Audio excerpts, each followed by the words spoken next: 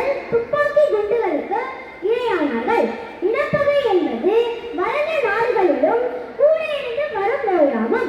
இனப்பகை என்பது இந்தியா போன்ற நாடுகளில் சாதி கொடுமையாக உள்ளது. தொலைதூர கிராமங்களில் இரண்டு குமரி முறை இன்னும் இருக்கிறது. மக்கள் பிரதிநிதியாக தேர்ந்தெடுக்கப்பட்டவர்கள் கூட சாதி அடிப்படையில் தான் தேர்ந்தெடுக்கப்படுகிறார்கள். இந்தியாவில் மனித உரிமைக்கான சட்டங்கள் இருந்தாலும் நடைமுறையில் அவற்றை அமல்படுத்தும் போது மனித உரிமை மீறல் ஏற்படுத்துகிறது.